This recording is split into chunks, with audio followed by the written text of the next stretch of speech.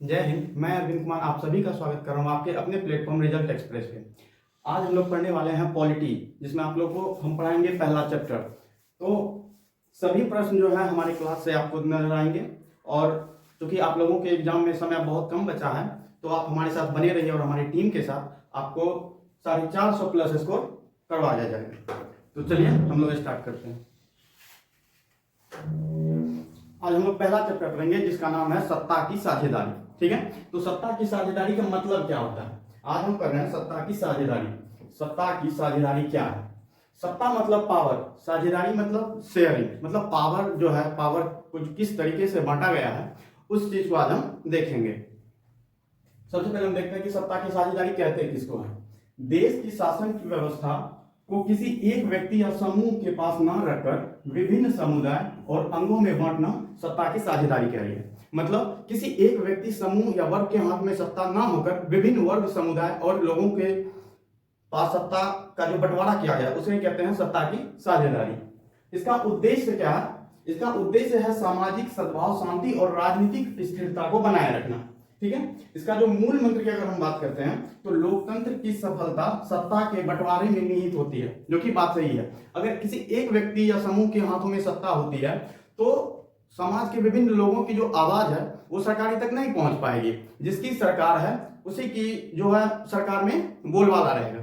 ठीक है, तो अब हम ये समझेंगे कि सत्ता की साझेदारी जरूरत क्यों पड़ी, सत्ता को साझेदारी करने की जरूरत हमें क्यों पड़ रही है। तो इसके लिए हम सबसे पहले समझेंगे, दो देशों का हम उदाहरण लेंगे, एक है बेल्जियम और दूसरा है श्रीलंका। उसकी हम स्थिति को जानने की कोशिश करते हैं कि वहां किस तरीके से जो है वहां की स्ट्रक्चर, वहां की जो बनावट थी वो किस तरीके से और किस तरह वहां पे जो है लोकतंत्र सफल हो पाया और सत्ता को बांटा गया। सबसे पहले हम समझते हैं बेल्जियम का एक उदाहरण लेते हैं। बेल्जियम एक देश है जो कि यूरोप महादेश का एक देश है, जहां पे जिसकी जो आकृति है, जिसका जो आकार है बेल्जियम, वो हरियाणा राज्य से भी छोटा है। तो हम लोग एक मैप के माध्यम से समझते हैं बेल्जियम के बारे में।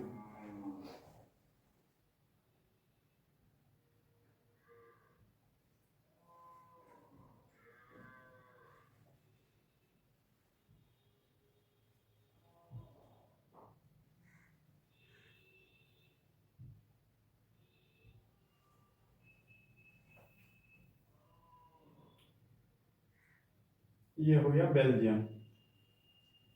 ठीक है, मैं इसको आउटलाइन कर रहा हूं।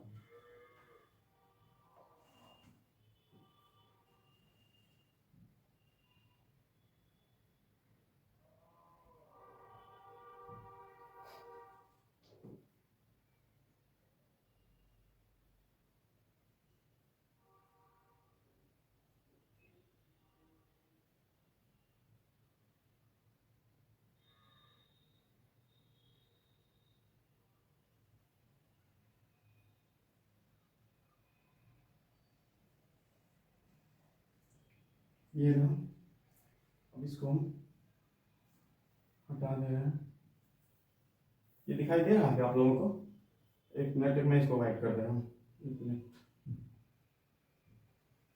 इसको वाइट कर दे रहा हूँ।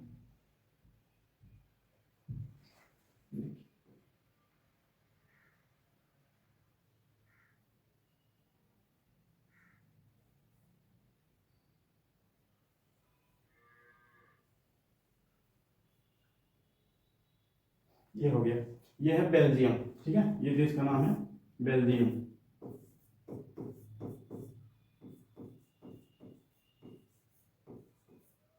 बेल्जियम, यहाँ की देखते हैं अब समस्या क्या थी। भौगोलिक स्थिति की अगर हम बात करें, इसकी भौगोलिक स्थिति, यूरोप का छोटा सा देश है और यह आकार में हरियाणा से भी छोटा है। हमारा जो हरियाणा राज्य है उससे भी छोटा है। और यहाँ की जो हम समस्याओं को हम देखते हैं, यहाँ पे 59% लोग जो है वो डच भाषा बोल रहे हैं, जो कि फ्लोमिश क्षेत्र के हैं। ये जो ऊपर का जो एरिया है, ऊपर का जो ये एरिया है, ये एरिया है फ्लोमिश एरिया। ये फ्लोमिश एरिया है, फ्लोमिश फ्लोमिश एरिया। और यहाँ के जो 59% लोग हैं, 59% लोग जो है यहाँ के वो डच बोलते हैं। और 40% लोग, ये नॉर्थ वाला एरिया हो गया आपका, और ये साउथ, ये साउथ। और साउथ का जो 40% लोग हैं, साउथ के जो 40% लोग हैं वो फ्रेंच बोलते हैं, वो फ्रेंच भाषा बोलते हैं, ठीक है। और बाकी जो 1% रह गया वो यहाँ देखिए, इधर इसकी सीमा जो वो जर्मनी से लगती है। जर्मनी से लगने के कारण इधर के जो 1% लोग हैं वो 1% लोग यहाँ के जर्मन भाषा बोल रहे हैं, यहाँ के जर्मन भाषा बोल रहे हैं, ठीक है। 1% जर्मन भाषी लोग है यहाँ पे। राजधानी जो इसकी है ब्रुसेल्स, इसकी जो राजधानी है, इसकी जो राजधानी है, इसकी जो राजधानी है, राजधानी ब्रुसेल्स, यहाँ पे क्या है, ब्रुसेल्स में 80% जो लोग हैं, 80% लोग फ्रेंच बोल रहे हैं, 80% लोग फ्रेंच बोल रहे हैं। और बाकी जो 20% लोग हैं वो डच बोल रहे हैं, 20% लोग डच बोल रहे हैं और 80% लोग फ्रेंच बोल रहे हैं। कहाँ पे? राजधानी में, राजधानी ब्रुसेल्स में बोले जा रहे हैं। और यहाँ की जो चुनौती है वो है कि फ्रेंच समृद्ध है, जिसकी जो पूरे, अगर हम बेल्जियम की बात करें, इसमें प्रतिशत में कम है, 40% ही है फ्रेंच, 40% ही है, लेकिन फिर भी जो है ये समृद्ध है। जबकि डच बहुसंख्यक होते हुए भी आर्थिक रूप से कमजोर है। यहां हम देख रहे हैं कि 59% लोग जो है वो डच बोल रहे हैं, और ये 59% है, और 40% लोग जो है वो फ्रेंच बोल रहे हैं।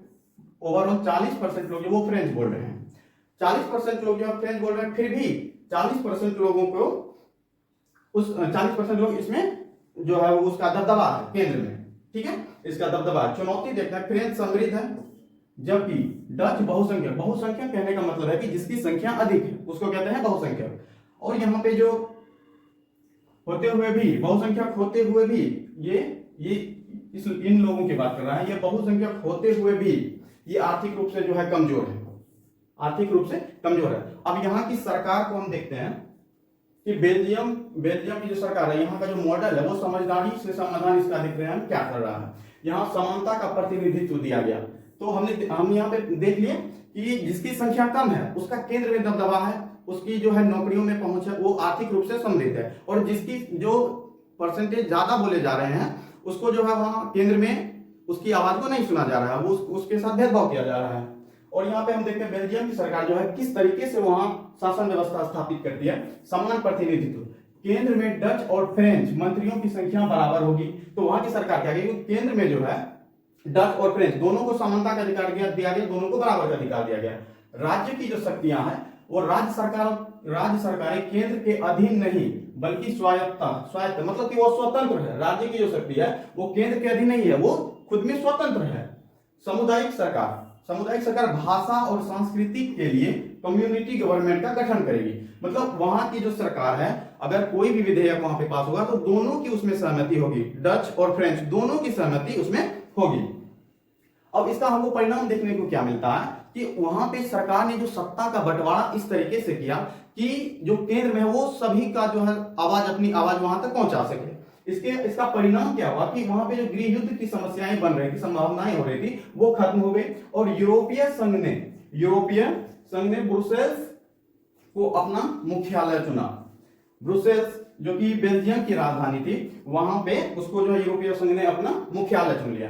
वहां पे सरकार का जो बंटवारा है, सत्ता की जो साझेदारी है, वो इस तरीके से की गई कि वहां की जो गृह युद्ध की समस्याएं थी वो खत्म हो गई। अब एक और देश है श्रीलंका, वहां की हम समस्याओं को देखते हैं।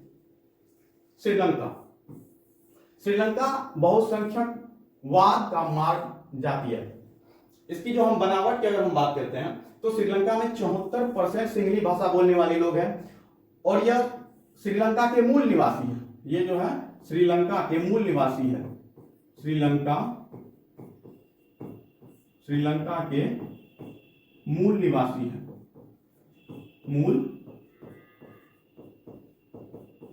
मूल निवासी है, ठीक है। और 18% जो वो तमिल लोग हैं।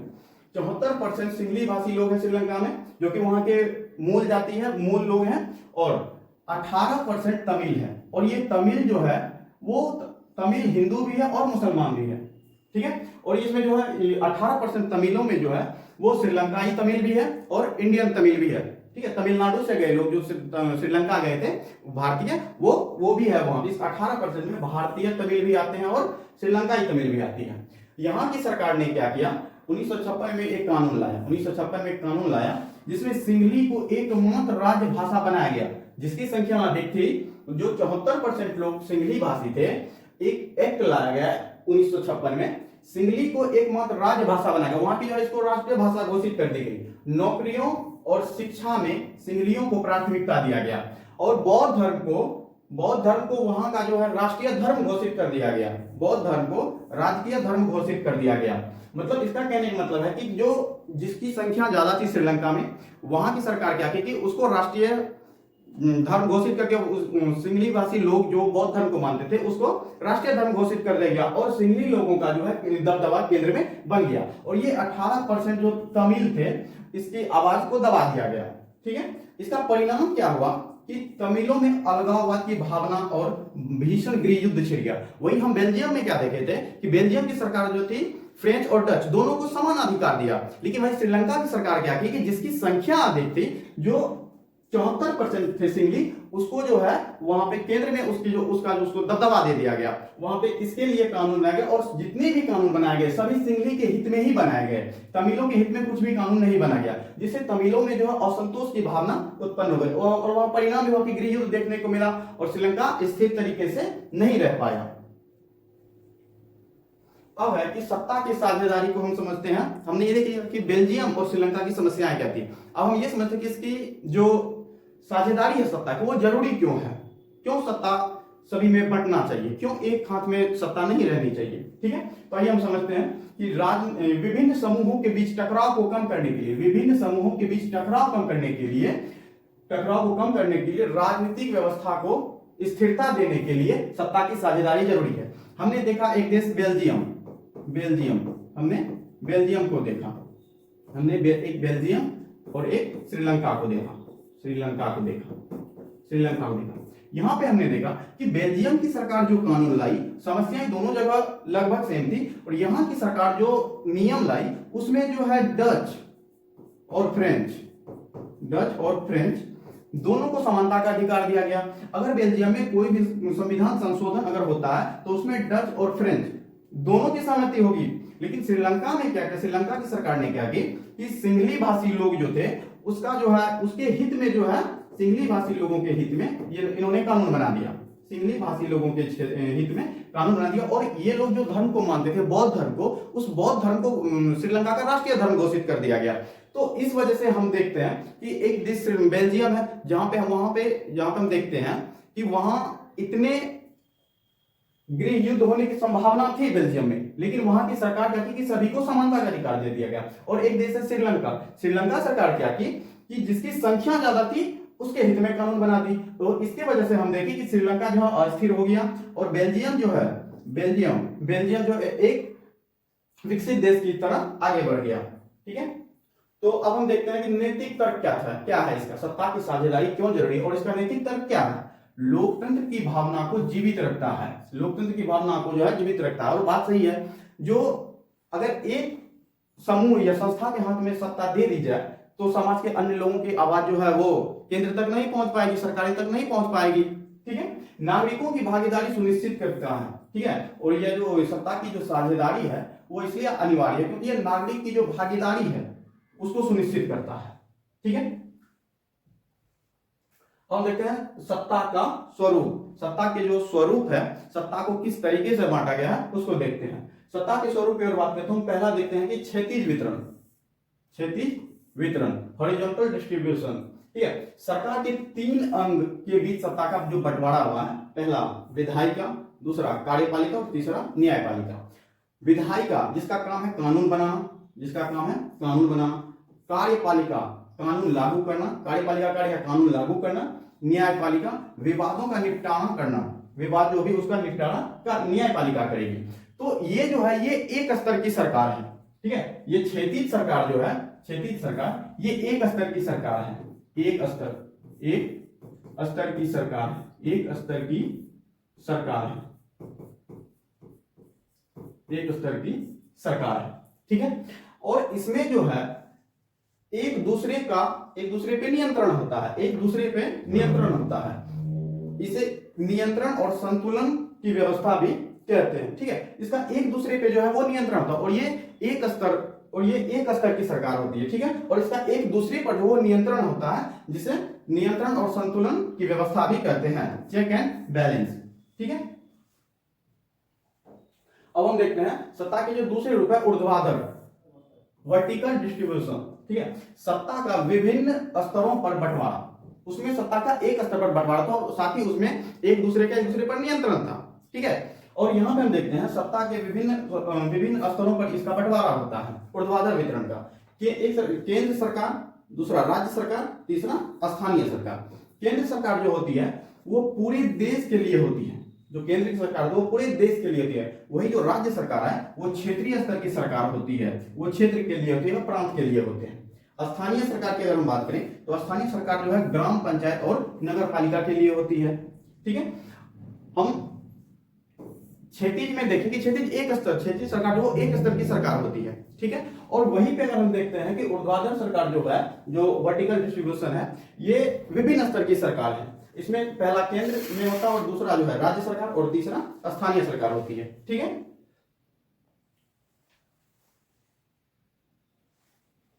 अब सत्ता के जो अन्य रूप है, पहला हमने देख लिया ऊर्ध्वाधर और दूसरा क्षैतिज। अब हम देखते हैं सत्ता के जो है सामाजिक समूहों के बीच सत्ता की साझेदारी। धार्मिक और भाषाई समूहों को प्रतिनिधित्व देना, जैसे कि सामुदायिक सरकार का गठन हम धार्मिक और भाषाई आधार पर प्रतिनिधित्व देके करते हैं, ठीक है। अब दूसरा है दबाव समूह कहिए या गठबंधन की सरकार कहिए, या गठबंधन की सरकार। देखिए गठबंधन की सरकार किसको कहते हैं? जब एक दल सत्ता में अपना दबदबा नहीं बना पाता, अपना सरकार नहीं बना पाता है, तो विभिन्न दलों के साथ वो सहयोग करके जो सरकार बनाती है उसे हम कहते हैं गठबंधन की राजनीति। तो इसमें हम क्या देखते हैं कि गठबंधन की जो सरकारें हैं वो विभिन्न विचारधाराओं का सत्ता में शामिल होते हैं, वो विभिन्न विचारधाराओं के साथ सत्ता में साझेदारी होती है, विभिन्न विचारधाराओं लोगों के साथ जो है सहयोग करके उससे संबंध स्थापित करके जो है वो सत्ता में शामिल होते हैं।